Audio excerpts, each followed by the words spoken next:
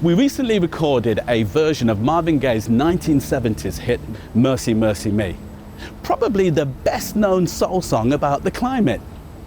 When Marvin wrote this song 50 years ago, racial justice and climate justice were united in protest.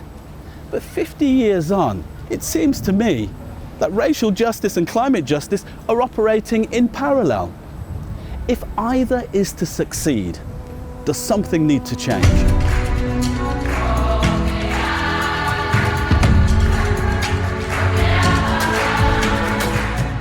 For me, climate justice is a racial justice issue because actually many of the people that experience the worst impacts are black and brown people.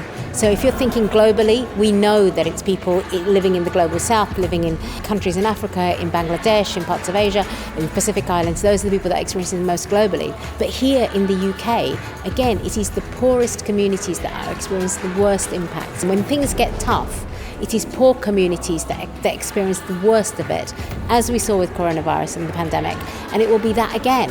And so for me, this is a racial justice issue because it is an inequality issue, and we are Christians and we know that we serve a God of justice, and so we have got to get this thing sorted, because if we don't, it is going to be the poor people, the black people, the brown people who are going to be affected worst. The climate crisis affects us all, but disproportionately impacts countries in the global south. It brings increased extreme weather events like floods, droughts and hurricanes.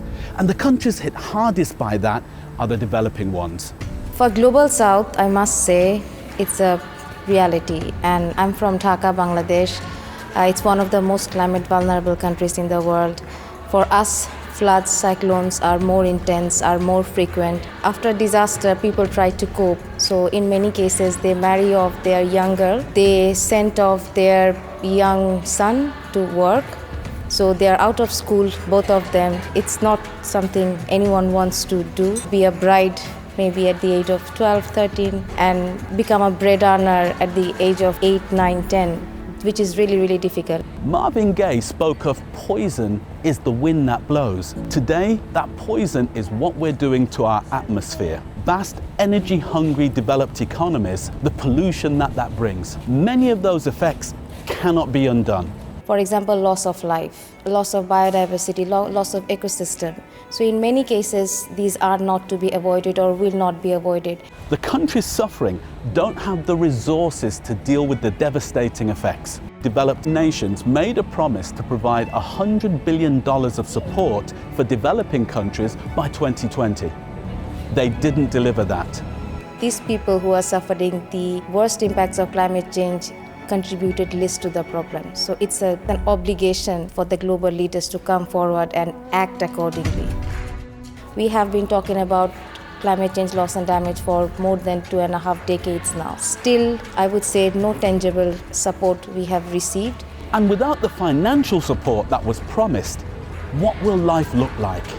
If we do not take the action, as we from Global South, we shall be more in danger. When UN was created, some countries were not existing and now they're existing. So I believe if we do not take the action, we shall go back in the life of not existing again. If the temperature keeps rising, there will be no mercy, only misery for millions.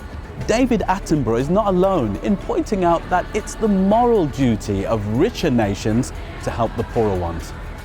It's about justice, and justice is about making reparation for the damages that you've done. The countries from the global south who are suffering because people in the north are creating the problem, creating the pollution. And so if you're going to fix the problem, you have to use the wealth that's being created off the back of these poor countries and distribute it. So it's about redistribution of the wealth that's coming there and to uplift those countries. And so to mitigate against climate injustice, racial injustice, we have to be able to help those countries financially. Civil rights was the fight of Marvin Gaye's time. Climate justice is the fight of our time. Racial justice and climate justice are again today merging. We know that we need to do our bit in our own lives, but we also need to put consistent pressure on our leaders to do their bit.